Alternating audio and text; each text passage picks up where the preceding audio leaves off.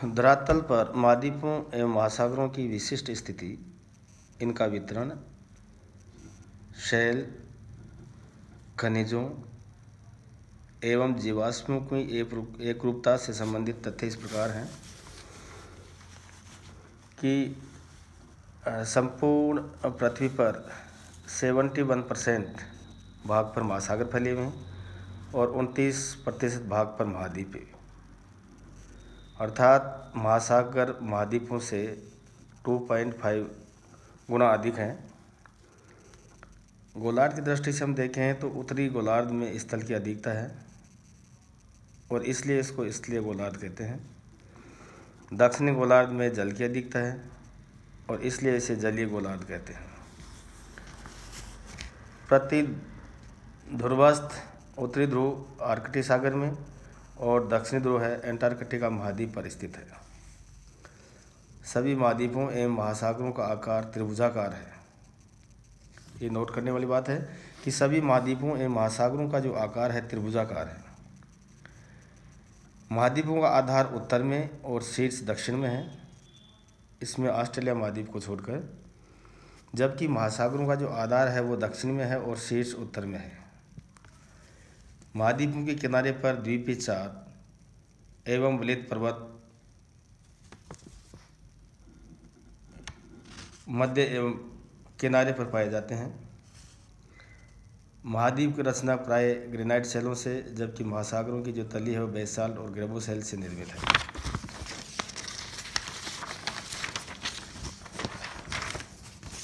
महाद्वीपों की शैलों में सागरीय निक्षेप एवं जीवाश्म पाए जाते हैं तथा महासागरीय तली पर लाल, चीका एवं गहरे निक्षेप पाए जाते हैं। महाद्वीपों की जितनी ऊंचाई, अर्थात जैसे 8,848 मीटर जो माउंट एवरेस्ट है सबसे अधिक पाई जाती है, उससे भी कहीं अधिक है जो गहराई महासागरों में है, जैसे 11,000 मीटर मैरियाना ट्रेंच में।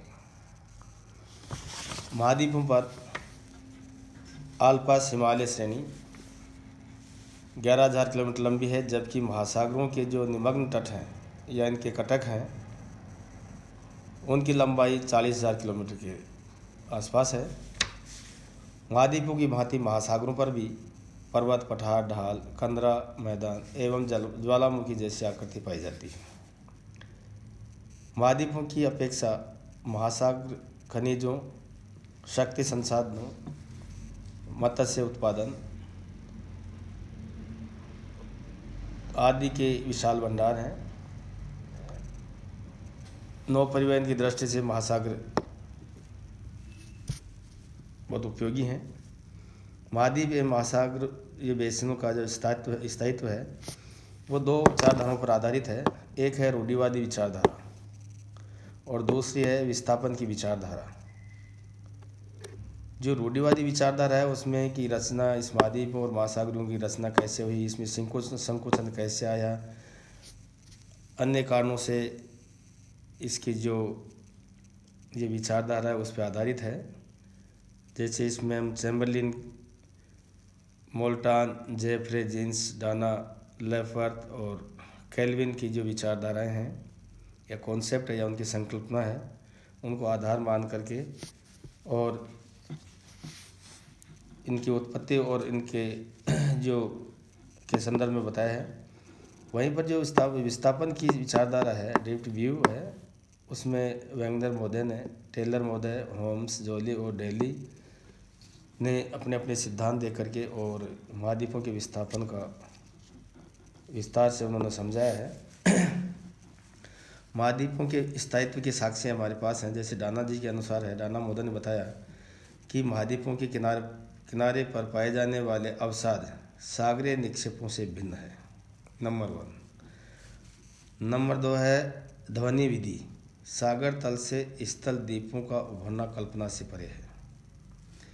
तीसरा है दोनों की अवसादी शैलों में भिन्नता भी पाई जाती है। चौथा है हल्के सियाल से निर्मित महाद्वीप न तो सघन सीमा पर तैर सकते हैं और न ही डूब सकते हैं। पांचवा उन्होंने जो तर्क दिया था वो है कि कुछ समय के लिए महाद्वीप जलमग्न हो सकते हैं परंतु पूर्णतः डूब नहीं सकते। और जो छठा साक्ष्य दिया था उन्होंने वो है, जीवाश्मों के आधार पर दूरस्थ महाद्वीपों पर जीवों की समान रूप से उपस्थिति प्राचीन काल के स्थल सेतु की कल्पना द्वारा सिद्ध हो सकता है। महाद्वीपों के विस्थापन के साक्ष्य हमारे पास हैं, जो भी एविडेंस हैं वो दिए गए हैं कि अटलांटिक महासागर के दोनों तटों पर भूवैज्ञानिक और भौगोलिक समानताएं पाई जाती हैं। जो अटलांटिक महासागर है उसके जो दोनों किनारे हैं, उत्तरी अमेरिका, दक्षिणी अमेरिका और जो यूरोप और जो अफ्रीका, इन दोनों तटों पर है, उसमें जो समानताएं पाई जाती है उसके हमारे पास साक्ष्य मौजूद हैं। और दूसरा है ग्लोसोप्टोरिस वनस्पति, दोनों तट पाई जाती है। सियाल सीमा पर तैर रहा है, अर्थात हल्के पदार्थ डूबते नहीं हैं, विस्थापित होते हैं। हिमशिला टूटने पर अवतलन नहीं बल्कि वह विस्थापित होती है। चुंबकीय ध्रुव पहले हवाई द्वीप पर था, परंतु अब विस्थापित होकर के कमचटका और साइबेरिया में स्थापित है। भारत और ब्रिटेन का भी विस्थापन हुआ है। तो ये तो थी हम महाद्वीप और महासागरों की उत्पत्ति। लेकिन अब इन उत्पत्ति के संदर्भ में विद्वानों ने अपने अपने सिद्धांतों का प्रतिपादन किया है, अपने अपने सिद्धांत दिए हैं, जिसको हम 3 श्रेणियों में विभाजित करते हैं। इसमें पहला लेते हैं आरंभिक मत। शुरू में जो विद्वानों द्वारा अपने अपने मत दिए गए हैं वो काल्पनिक मत थे। दूसरा था संकुचन का सिद्धांत, जिसमें लॉथियन ग्रीन का चतुष्फलकीय सिद्धांत है। सेकंड है लेपर्थ और लव का समलनों पर आधारित सिद्धांत। तीसरा है जीन्स एवं सोलास का चंद्रमा की उत्पत्ति पर आधारित सिद्धांत। चौथा है डेली का महाद्वीपीय स्खलन सिद्धांत। और पांचवा है ग्रेगरी का स्थल सेतु सिद्धांत। थर्ड जो श्रेणी में रखा है कि महाद्वीपीय विस्थापन पर आधारित जो सिद्धांत है, उसमें सबसे पहला सिद्धांत दिया था वैगनर ने।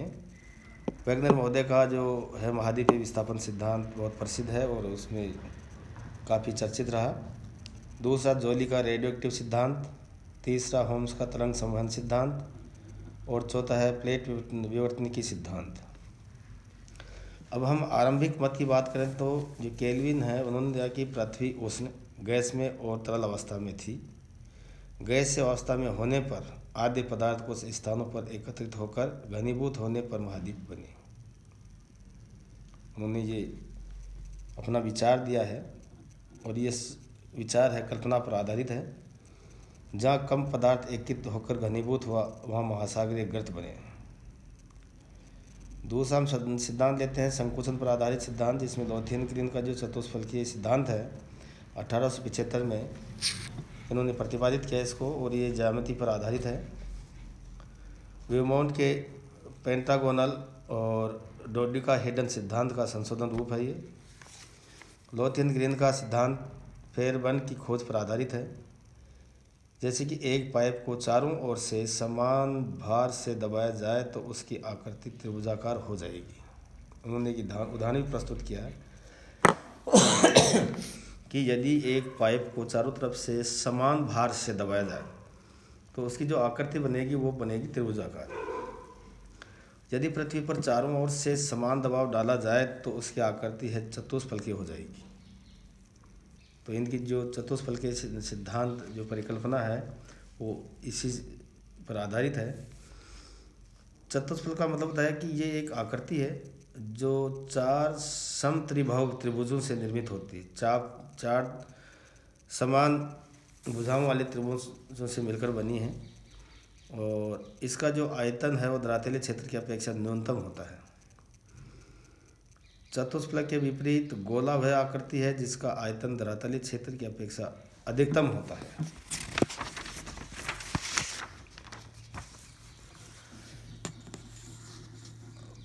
पृथ्वी उत्पत्ति के समय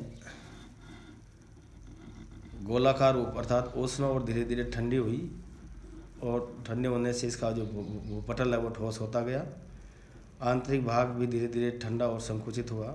पृथ्वी के आंतरिक भाग में ऊपरी भाग की अपेक्षा अधिक संकुचन होने के कारण उसका आयतन घट गया और ऊपरी भाग पहले से ही ठोस हो चुका था। पृथ्वी की ऊपरी परत एवं भीतरी भाग में अंतर आ गया तब गुरुत्वाकर्षण के नियमानुसार भूपटल को आंतरिक भाग पर बैठना पड़ा। आंतरिक भाग में जो धीरे धीरे ठंडा हो रहा था, इस प्रक्रिया में पृथ्वी चतुष्फलकीय होने लगी और इस चतुष्फलकीय पृथ्वी के उभरे हुए दोनों कोनों पर महाद्वीप और चपटे भागों पर महासागर बने।